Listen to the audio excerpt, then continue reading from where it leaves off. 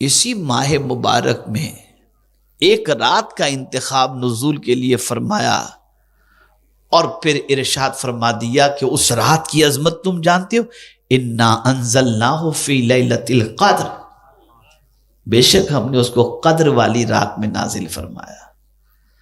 اور پھر جانتے ہو یہ لیلۃ القدر ہے کیا؟ قرآن کہتے ہیں خیر من الف شہر، 1000 مہینوں سے افضل ہے وہ رات۔ یہ رات بھی اللہ نے ہم کو ماہ رمضان میں عطا فرمائے، ماہ رمضان میں عطا فرمائے۔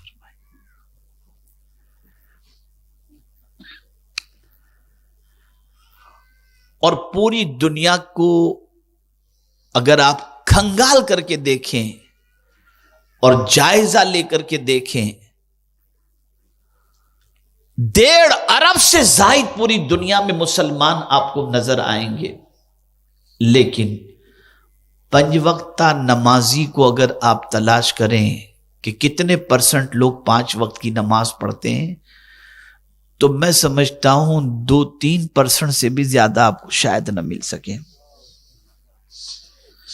اتنی بڑی مسلمانوں کی تعداد کا سروے کرنا تو ڈیفیکلٹ ہوگا، شہر کے اندر تلاش کر لیجئے، اور شہر میں بھی ڈیفیکلٹ ہو تو گھر ہی میں تلاش کر لیجئے کہ آپ کے گھر کے کتنے لوگ 5 وقت کی نماز پڑھتے ہیں، اسی سے اندازہ لگ جائے گا۔ تو نماز ادا کرنے والوں کی تعداد اور پرسنٹیج کے اعتبار سے 2 یا 3%۔ حج کا معاملہ بھی بوڑھے ہونے کے بعد حج کے لیے جاتے ہیں، اور زکوٰۃ دینے والے بھی ادھر ادھر کچھ گھما پھرا کر سیٹ کر لیتے ہیں کہ پیسہ گھوم کر پھر واپس ہمارے پاس آ جائے۔ لیکن قربان چاہیے، روزہ ایک ایسی عبادت ہے کہ جب اس کا پرسنٹیج مسلمانوں میں ہم تلاش کرتے ہیں تو سب سے زیادہ اس عبادت کرنے والوں کا پرسنٹیج ہمیں نظر آتا ہے۔ یہاں تک کہ جس بچے پر نماز فرض نہیں، روزہ فرض نہیں، ماں چاہتی ہے میرا یہ بیٹا بھی روزہ رکھ لے، تو پھر قدرت کا کرم کیا ہوتا ہے؟ ارے اتنی بڑی تعداد میں تم میری اطاعت کر رہا ہے اور تم لوگ میری بندگی کر رہے ہو، تو مولا کی رحمت کے دروازے کھل جاتے ہیں۔ سال بھر غریب جو اپنے دسترخوان پر نہیں کھاتا، ماہ رمضان میں اس کے دسترخوان پر وہ نعمت بھی نظر آتی۔ اس لیے کہ جب پرسنٹیج کے اعتبار سے اتنی بڑی تعداد اللہ کی اطاعت کر رہی ہو تو مولا کی رحمت اور برکتیں بھی ان پر نازل ہونی شروع ہو جاتی۔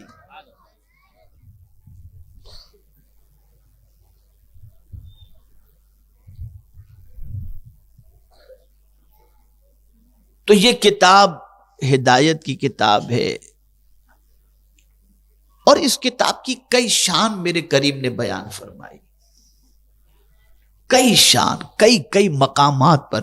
کہیں فرمایا وَهَذَا كِتَابٌ أَنزَلْنَاهُ مُبَارَكٌ فَاتَّبِعُوهُ، کہیں فرمایا یا ایھا الناس قد جاءتکم موعظۃ من ربکم وشفاء لما فی الصدور۔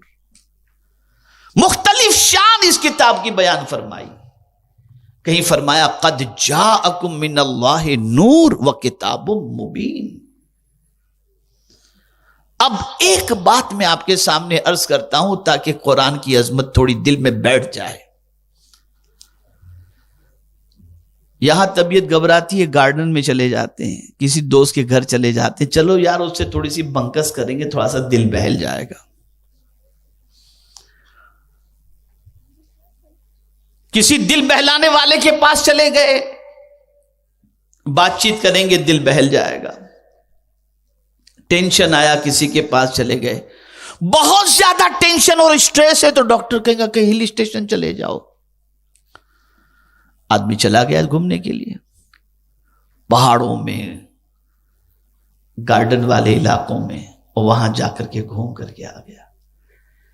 لیکن میں ایک سوال آپ سے پوچھنا چاہتا ہوں، زمین کے اوپر تو آپ کے دل کو بہلانے والے بہت ملیں گے، بیوی دل بہلا سکتی ہے، بھائی دل بہلا سکتا ہے، دوست دل بہلا سکتا ہے، لیکن کبھی آپ نے یہ بھی سوچا کہ جب جسم سے روح کا رشتہ ٹوٹے گا تو یہاں تو ابھی بھی لائٹ جلتی ہے، لائٹ چلی گئی تو آپ انورٹر کے ذریعے اور جنریٹر کے ذریعے پتہ نہیں کس کس طریقے سے آپ اپنے گھر کی لائٹ جلا لیتے ہیں اور روشنی کر لیتے ہیں۔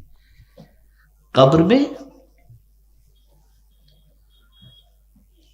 کیا ہوگا؟ وہاں تو سارے رشتہ دار تمہیں زمین کے اوپر چھوڑ کر واپس چلے جائیں گے خود، اور زمین کے اندر تمہیں چھوڑ دیں گے۔ اب تمہارا دل قبر میں کون بہلائے گا؟ کون ہے جو قبر کے اندر تمہارا مونس و غمخوار ہوگا؟ تو آپ جانتے ہیں جب بھی قرآن شریف ختم ہوتا ہے تو قاری قرآن یا حافظ قرآن جب ختم قرآن کی دعا پڑھتا ہے نا تو پہلی دعا یہی ہوتی ہے، اللہم آنس وحشتی فی قبری، اے اللہ میری قبر کی وحشت کے لیے اس قرآن کو مونس و غمخوار بنا دے۔ تو جہاں کوئی تمہارا دل بہلانے والا نہیں ہوگا وہاں یہ کتاب تمہارا دل بہلائے گی، یہ کتاب تمہیں، اور اس کتاب کو نازل کرنے کے لیے اللہ نے ماہ رمضان کا انتخاب فرمایا، اور رسول اعظم صلی اللہ علیہ وسلم نے فرمایا الصیام والقرآن یشفعان یوم القیامہ، روزے اور قرآن کل بروز قیامت دونوں سفارش کریں گے۔ روزہ کس طریقے سے؟ روزہ اللہ کی بارگاہ میں عرض کرے گا میرے مولا اس کو میں نے بھوکا رکھا تھا، پیاسا رکھا تھا، تیری رضا کے لیے نہیں کھایا تھا مولا، تیری رضا کے لیے اس نے پیاس برداشت کی تھی، خواہش کو اپنی روک کے بیٹھا تھا، مولا آج میری سفارش اس کے حق میں قبول فرما دے، بخش دے اسے، مولا روزے کی سفارش قبول کر لے گا۔ ایسے ہی قرآن کہے گا مولا اس نے میری تلاوت کی، بلکہ پورا قرآن تو اپنی جگہ پر ہے، اگر کوئی شخص مرد و عورت روزانہ رات سورہ ملک کی تلاوت کرے تو سرکار صلی اللہ علیہ وسلم فرماتے ہیں اس سورت کی تلاوت کرنے والا جب مر جائے گا اور اس کے اعمال نامے میں گناہ زیادہ ہوں گے جس کے سبب سے حکم ہوگا کہ اسے جہنم میں ڈال دو، تو یہ سورہ مبارکہ اللہ سے جھگڑا کرے گی، اسے سورۃ المجادلہ بھی کہتے ہیں، یہ جھگڑا کرے گی، مولا یہ مجھے پڑھا کرتا تھا تو اسے جہنم میں ڈال رہا ہے، نہیں جانے دوں گی، یہ سورت روکے گی، مولا جانے نہیں دوں گی۔ ارشاد ہوگا اس کے گناہ بہت زیادہ تھے، تو پھر یہ سورت اللہ کی بارگاہ میں عرض کرے گی مولا میری سفارش قبول کر لے ورنہ اپنی کتاب سے مجھے نکال دے۔ یہ کتاب، یہ ہے قرآن۔